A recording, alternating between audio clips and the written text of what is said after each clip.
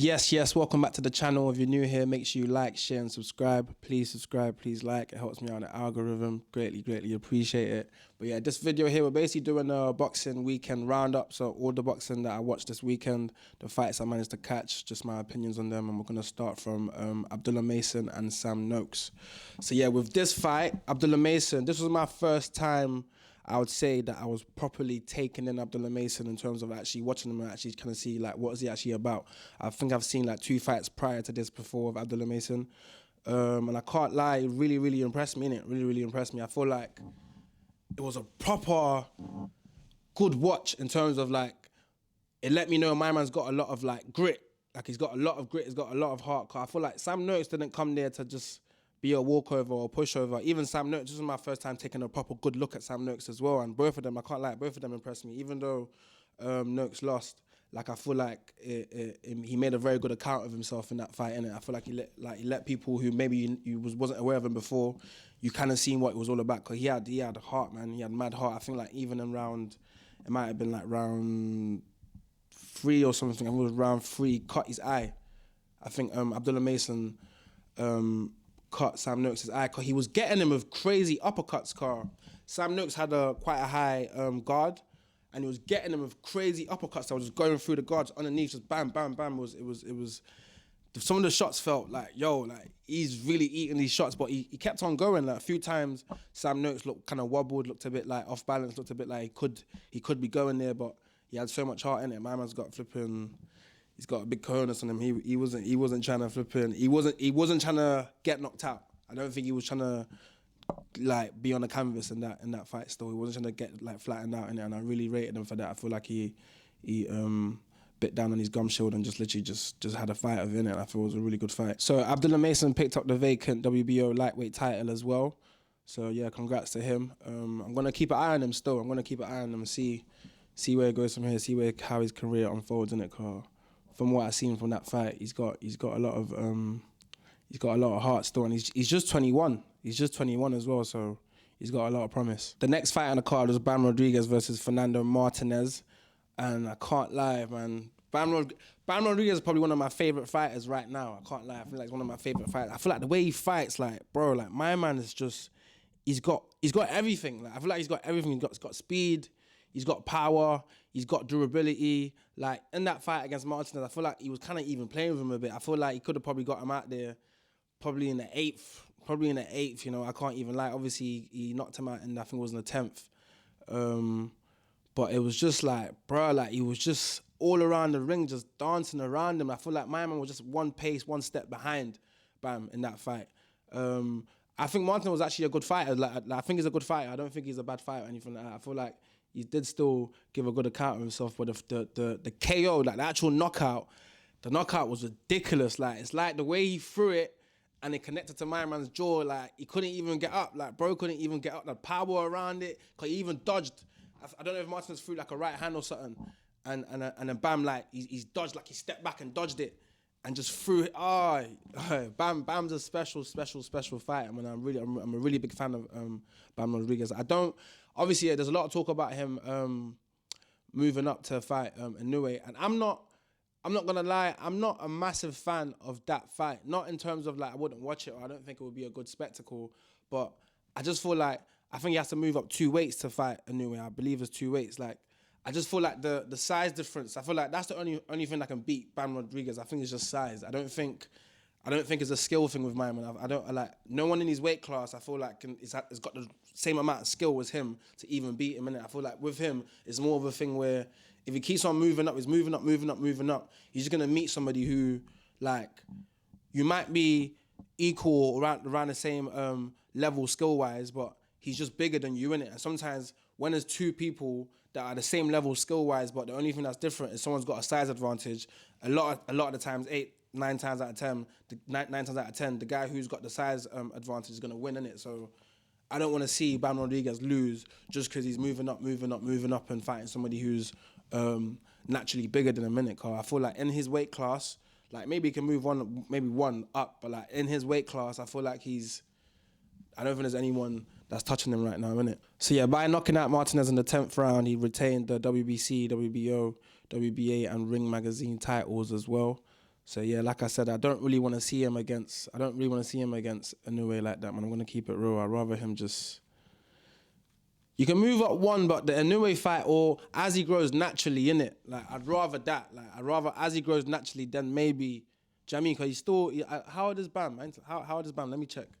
Yeah, it says here, yeah, Bam Rodriguez, he's just 25, man. He's just 25. Let him grow naturally. Grow in the weight. Like, fill up naturally, innit? Build, get size naturally, innit? I don't want him to just jump up in weights to try to fight Inoue just because there's not a lot of big names in his weight class, innit? Do you know what I mean? Like, I don't like. Sometimes when we're trying to do these like different weight class stuff, it's always like some sort of catch for somebody who's the person who's at the bigger weight. Maybe there's like a rehydration clause and all of this and all this. And sometimes like, yo, let's just fight people in our flipping weight class and just do it like that and move up naturally, not all this super jump ups and things like that. Not to say you can't do it, not to say it won't be a good spectacle, but for now, I don't know if I really want to see that for now, innit? I'll keep it real. So the next fight on the card was Devin Haney versus Brian Norman Jr. I did manage to catch this one, and I'm not going to lie, I've been seeing a lot of people saying they thought it was boring. I didn't really find it that boring. I don't know whether it's because like going into the fight, yeah, I had a preconceived feeling of how I thought Devin was going to fight or how he was going to look. Like, I didn't think he was going to really be super offensive. Not to say he was super overly offensive, but I feel like it was more offensive that man's seen him in a very, very long time. Like, I haven't seen him fight like that in a very long time, personally, innit? Like, obviously, he didn't look good in the fight, the New York card, that New York Madison Square card. I don't think he looked that good in that fight. I think he looked like a fighter that was kind of scared to throw. But in this Brian Norman fight, he managed to knock him down in the second round, and I feel like he even tried to go for the knockout. He was fighting in a way I don't see. Normally he's very, very composed. Normally he's not throwing reckless shots. When he knocked him down in the second round, he was trying to press on the action. He thought he could maybe get him out there. Obviously Devin doesn't really get knockouts, innit? So I do kind of understand why he might have been a bit gassed and wanted to just end it there. But it did go all the way. It was a full 12 rounds. He won, I think it was a unanimous decision, I believe, unanimous decision. I personally, man, I like the fight. I like the fight, innit? I actually enjoyed watching the fight. I don't know whether it's because Devin just impressed me, innit? Like, he just impressed me. Like, impressed me how he actually fought, impressed me, innit? I felt like, I just didn't think he was going to fight like that. I thought like he was going to be very, very timid. I thought he might be scared of Brian's big punch and this and that. I thought it might be Carl. And another thing with Norman, he wasn't really showing much. Like, in terms of skill, like everything was very, very basic. I thought, like, wasn't really showing much in terms of skill. Like, he wasn't mad creative. I thought it was bare square on. I thought his chin was like, I don't know. Like, not to say like I knew a lot about him prior to the fight, but the way people were talking about him was as if like he's got a lot of skills on his arsenal as well, not just one big punch in it. But I felt like he was just looking for one big punch, and I felt like after the round 2 knockdown, I felt like he was very. I don't want to say, I feel like he was shocked. I feel like he was shocked that he got knocked down by Devin, and that kind of changed how he fought for the next maybe like 4 or 5 rounds. He was a bit timidish. He was a bit, you can tell he was still a bit shaken up by what happened, innit? And that's not signs of somebody who's an elite fighter like that. If you get knocked down, you got to be able to just like, yo, jump back up and let's get back going, innit? You know what I'm trying to say? So, yeah, I don't know about Brian Norman, but I think it was a good win for Devin. I enjoyed the fight. I didn't think it was a boring fight. I didn't think it was the most entertaining fight in the world, but I enjoyed the fight for what it was. I thought it was a good display of boxing from Devin, and I feel like he definitely outclassed Brian Norman. So congrats to him on that win. And obviously in beating Brian Norman, he won the WBO welterweight title, innit? And that's the same weight class that Conor Benn is meant to be going back down to, but I don't think they're super keen on that fight with Devin. If I was on Conor Benn's team, I probably wouldn't be super keen on that fight with Devin. I feel like Devin, as much as he's not the most offensive or the most spectacular to watch, I feel like his boxing fundamentals are very, very good. He's a very good boxer, and I don't think him or Conor Benn right now, from what I've seen of Conor Benn, I feel like Devin is in a different class to Conor Benn, innit? Like, Jamie boxing wise, innit? So I don't think they're very keen on that fight, but it'll be interesting to see where Haney goes from here now as well. I think so far he's proven a lot of the haters wrong, innit? That's what I think, innit? I feel like Devin's got a lot of haters. Like, I don't fully know why it's to this level. Like, I feel like a lot of people want to lose just because they don't really like him, innit? But is what it is. And at the end of the day, people talk about him, innit? So it depends how you look at it, and it's still a win, innit? If you want to look at it that way, innit? You get me? So yeah, that brings us to the final fight of the night, which was David Benavidez versus Anthony Yarde. And yeah, man, obviously I've already done a previous immediate reaction video to this, so go check that out if you haven't already. It's on my channel. Yarde, I think we just gotta start talking about whether this Yarde and Tunde thing has made sense for a minute, because in terms of how his career's been managed on the financial side, and obviously him getting opportunities that he may not necessarily would have got if he had a different manager, or because some of the, I'm not gonna lie, I don't know what he actually done to superly deserve a chance at winning the title. I don't know what he done. I don't know what he done to deserve winning getting a shot at the WBC title. I don't know what he actually done like prior to that. Do you get what I'm trying to say? Like realistically though. But obviously I think it was more of a case of where Yarde was the only one that wanted to actually step up and fight Benavidez, isn't it? That's allegedly what it was, isn't it? But I feel like that was his third chance at the title. That was probably his worst display, in my opinion. And I just think, like, the pairing of him and Tunde, I feel like, even though I rate his loyalty, like, I'm going to say that again and make that clear, I rate his loyalty, like, because at the end of the day in life, people aren't loyal like that, innit? And obviously, if Tunde's been a massive part of his development and him getting to where he's got to, and even him just feeling comfortable as, that's my trainer, innit? Like, this guy gets me, do you know what I'm going to say? You've got something going here, innit? I understand as being loyal, but I feel like, even as a thing where you don't leave Tunde completely, like, adding a second trainer or somebody else into the fold that maybe he's got different types of minerals that can add into your thing, innit? That can add into what you've got going on. But I just thought, like, at the age Anthony Yarde is at, I think he's 34, what's that even gonna do? Like, even if he leaves Tunde, what's that gonna do? Like, how much can he learn, like, in terms of, like, pick up, like, new, different boxing skills at this age, at this point? And even after enduring so much damage from Benavidez, like, yo, Benavidez really, like, yo, it was a beatdown. I thought it was a one-sided beatdown, like, the amount of digs he was giving him, like, it was crazy, bro. I'm trying to say, like, what's that even gonna do at this stage of his career? Like, him leaving Tunde, what's that really gonna do? Like, he's still gonna be Anthony Yarde. Like, them kind of things, like, the younger you are, the more you can soak up and learn and adapt and add to your game and this and that. But at 34, I'm not saying it's impossible. I'm not saying you can't learn anything new, but it's like, bro, you may as well just stay with Tunde for the rest of his career. Like, you may as well, at this point, you may as well just stay with Tunde and see out the rest of your career, because you've been loyal all this time. You've got your third title defense, and it was your worst display. And it's like, yo, like, even if you move trainers, like, are you gonna flip in now become the next, like, let's keep it real. Do you know what I mean? So I feel like you may as well just see the rest of your career out with Tunde. If you want, add another trainer into the fold that maybe can add or improve on the stuff that you're already learning from Tunde, and maybe they can add a different layer to your game. But I don't know. I don't. Obviously, there's still a lot of fights I'd like to see from Anthony. That's what I'm even saying all this. Like, I still a lot of fights I want to see. I'd like to see the Buatsi fight. I still want to see that fight. I'd like to see Yarde versus Willie Hutchinson. I think that would be a cracking fight. I'd like to see Yarde versus Ben Whittaker. I feel like that would be a very good fight, good build up. I feel like two of them, obviously Yarde's not a trash talker, and I don't know, I feel like Ben probably would respect Yarde. I feel like Ben would probably respect Yarde. I don't think it would be there trash talking trap. I just feel like it would be a good build up with them two. I don't know why. But yeah, there's still some fights man I'd like to see.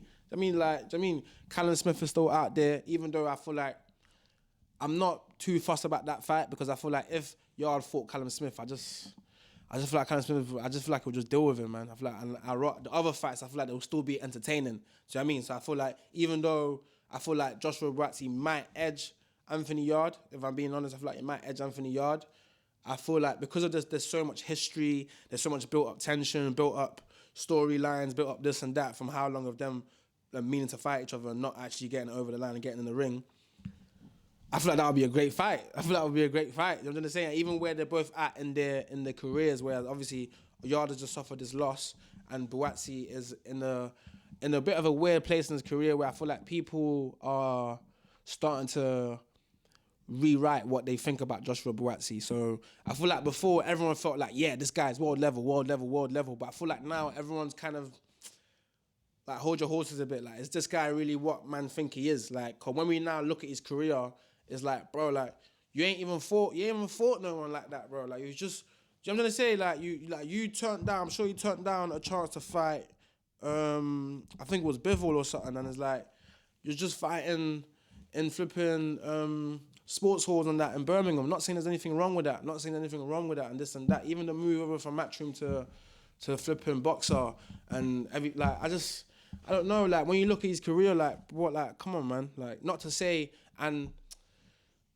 I don't want to sound like man's just knocking him down or this and that, or man don't rock with him, innit? It's not even that. It's just that, like, bro, like where they're both at in their careers, I feel like they both have, they will both want to beat each other in that fight. I feel like that will be a career-defining win for both of them, innit? That's why I feel like it will be a great fight. Let me just say that. I feel like that's why it will be a good fight, because I feel like, end of the day, Yarde will want to make sure he's the one that gets a W against Buatsi, and Buatsi want to make sure he's the one that gets the W against Yarde. So regardless of how their careers both go and pans out, like, I got a W over the guy who was basically like the rival, quote-unquote rival, innit, if that makes sense. So, yeah, Yarde, obviously, it was a one-sided beatdown, like I said. Benavidez literally just took him to school. Yarde was just stuck on the ropes, couldn't really find a way out, couldn't really move his feet, just give him some space so he can just pivot off the ropes and get some shots. Obviously, in the earlier rounds, he was trying to punch through Benavidez and basically break up his combinations. But as the rounds was going on and he was just enduring just like pain, bro. Like as the punishment just kept on coming and coming and coming, I feel like the writing was on the wall. Like I think it was, I can't remember what round it was. I think it was the third or fourth round. When I seen at the end of the round, literally just before the round ended, and Yarde's got Benavidez' arm in one hand, and Benavidez got one hand free. Yarde's got one hand free. Yarde's not doing anything. David Benavidez just teeing off on him, mad combinations, bam, bam, bam, bam, bam, bam, bam. And Yarde like let me know that, alright, cool. Like the boxing IQ like that Yarde has, it's not gonna be able to beat this guy, because like the ref didn't even stop it. When I was seeing, I was thinking, wait, like, why is the ref not stopped? I'm deep, and you've both got one free hand, and you're the person who's holding Benavidez' hand. You're the one who's got his hand. You're the one that's basically restraining his hand. So the ref doesn't actually have to stop it. You know what I'm saying? And I'm thinking, no, like, you not even switching on to think, let me let go of his hand and bang him. Like, you're not even trying to do like, yeah, man. Obviously, congrats to David Benavidez. Obviously, he's got the WBC light heavyweight title. He's moving up to cruiserweight now to fight. I think he's fighting Ramirez. I think it's Zerda Ramirez, in it, which is going to be a good fight. I'm looking forward to see that one. I think that's meant to be next year, I believe, in it. So yeah, congrats to him. Yarde, obviously, still again, like I said, he can come again. There's still some fights out there at British level and probably European level. But yeah, Yarde is just, I'll say, just above British level, fringe, world level type of fighter, innit? Nothing wrong with that. Achieved a lot in his career.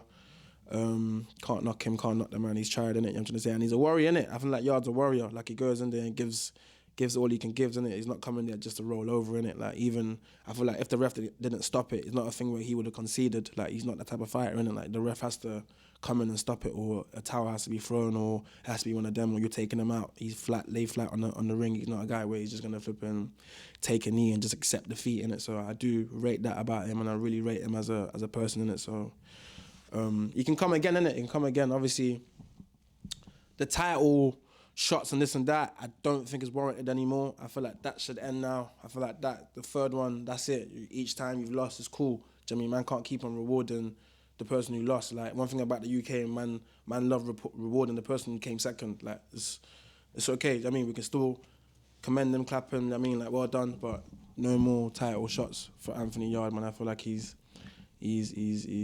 had enough of them now, I'm trying to say. But yeah, that's my thoughts on the weekend's boxing. I'm going to do a video probably tomorrow about Ben Whittaker and Benjamin Gavazi. I think that's his name, Gavazi. Fight on the weekend coming up this Saturday on the 29th to Saturday. And Jamie TKV and Fraser Clark fight also on Saturday. I don't know why it's on the same day though. I find that jarring. You know, when fights are both on the same day, like, surely you lot could have went separate days, because now I have to like kind of like pick which one I'm watching, or be like flicking. If they're on at the same times, I have to be switching over and over. Like, that's long. But yeah, I'm gonna do a video about both of them probably tomorrow. So yeah, please make sure you subscribe. Make sure you turn on the post notifications. Like this video if you did like the video. Leave a comment below if you've got anything to say about anything that I said. Would like to hear from you. And yeah, much love, much love.